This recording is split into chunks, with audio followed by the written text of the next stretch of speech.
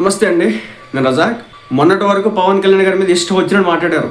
ఒక deputy CM అయ్యండి దిష్టి తగిలిద్ది అంటావా అని చెప్పేసి గట్టిగా మైకులు పగిలిపోయేలాగా మోత మోగిస్తున్నారు. కానీ ఇప్పుడు కట్ చేస్తే పవన్ కళ్యాణ్ గారి మీద వెనక్కి తీసుకుంటున్నారు, మాటలన్నీ నాలుగులో మడతెట్టేస్తున్నారు, యూటర్న్లు తీసేసుకుంటున్నారు.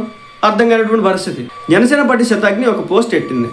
ఆ పోస్ట్ ఏంటంటే, ఈ కాంట్రవర్సీ రేపడం వెనక ఒక శకుని మామ, 2 టీవీ ఛానళ్ళ యాజమాన్యం ఉండి తెలంగాణ కాంగ్రెస్ వాళ్ళ దగ్గరికి వెళ్ళి బీఆర్ఎస్ వాళ్ళ దగ్గరికి వెళ్ళి మైకులు పెట్టి వీడియో బయటలు తీసుకొని 2 తెలుగు రాష్ట్రాల్లో ఒక సెన్సేషన్ క్రియేట్ చేసింది 2 టీవీ ఛానళ్ళు. వీళ్ళే దీని అనుకున్నారు అని చెప్పేసి మనకి జనసేన పార్టీ శతాగ్ని ఒక బ్లాస్టింగ్ న్యూస్ అయితే రిలీజ్ చేస్తుంది. ఎప్పుడైతే అది రిలీజ్ చేశారో సడన్గా టీవీ ఛానళ్ళు మాట్లాడడం ఆపేసింది. టీవీ ఛానళ్ళలో వీడియోలు ప్రజెంట్ చేయడం ఆపేసినారు. ఒక్క వీడియో కూడా రాలేదు ఆ తర్వాత నుంచి. ఆ తర్వాత ఎప్పుడైనా చూడండి, ఒక కాంట్రవర్సీని హైలైట్ చేయాలంటే మీడియానే, ఒక కాంట్రవర్సీని పెద్ద చేయాలంటే రచ్చరచ్చ చేయాలంటే మీడియానే, ఒక వ్యక్తిని రోడ్డును పడే చేయాలంటే కనుక కొన్ని మీడియా సంస్థలు పనిగట్టుకుని ఉంటాయి. పవన్ కళ్యాణ్ ఏమో గవర్నమెంట్లో లేడు, తను ఇప్పుడు అధికారంలో లేడు, తన చేతుల్లో ఏమీ లేదనుకొని మేబీ 2 టీవీ ఛానల్లో ఒక సెక్యూరిబొమ్మ కాసుకొని కూర్చొని వేసుకుని ఉంటారు. ఈ బండారం జనసేన పార్టీకి పవన్ కళ్యాణ్ గారికి తెలియడంతో గప్చుప్ సాంబార్ గుడ్డి.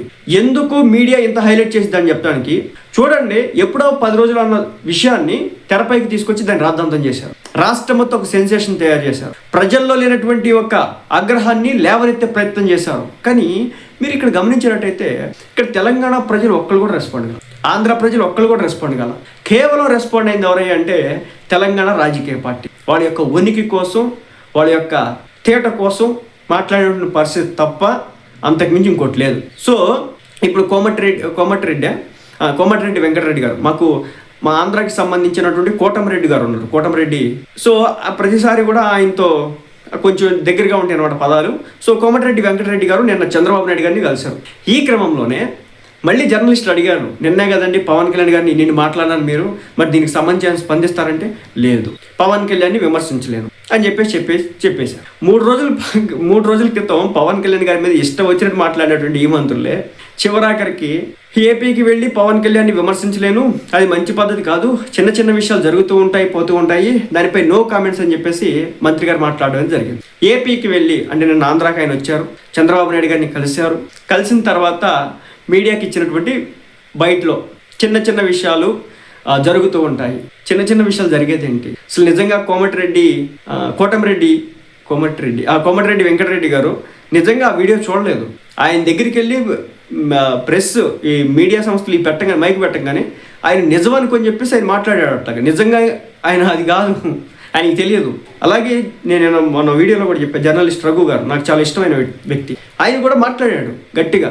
నిజం కాదు అది, ఆయనకి తెలియదు, ఆయన వీడియో చూడాల, వీడియో చూసుంటే మాట్లాడరు. సో మరి ఇదే అంటారు, పవన్ కళ్యాణ్ని విమర్శించి దాని మీద రాజకీయం లబ్ధి పొందేంత అక్కడ నడవదు కథ. ఆ వ్యతిరేకత కావచ్చు, దాని ఇబ్బంది కావచ్చు, దాని పర్యవసానాలు అంటే రిపర్కేషన్స్ అంటారనమాట. సో అలాంటివి కావచ్చు చాలా గట్టిగా ఉంటాయి అనమాట. దాని ఎఫెక్టే ఒక్క జనసేన శతాగ్ని ఒక్క పోస్ట్తో మీడియా మొత్తం కూడా గప్చుప్ సాంబార్ బుడ్డి, ఇది మమ్మల్ని అంటున్నాడేమో అని. ఆ తర్వాత మంత్రులు ఎమ్మెల్యేలు అందరూ సైలెంట్. మీడియా వెళ్ళి వాళ్ళ ముఖం దగ్గర మూతి దగ్గర మైకి పెడితేనే వాళ్ళు మాట్లాడతారు, లేకపోతే మాకు ఎందుకు లేవయా ఏముంది అన్నట్టు వదిలేస్తారు. కేవలం మీడియా చేసినటువంటి రచ్చేయాలి. నిన్న కోమటిరెడ్డి వెంకటరెడ్డి గారు మాట్లాడిన తర్వాత నాకైతే అదే అర్థమైంది, మీడియా చేసినటువంటి హైలైటే, ఓవర్ యాక్షనే, అంతే తప్ప ఇది తెలంగాణ కాంగ్రెస్ వాళ్ళు కూడా కావాలని పనిగొట్టుకొని చేసింది కాదు.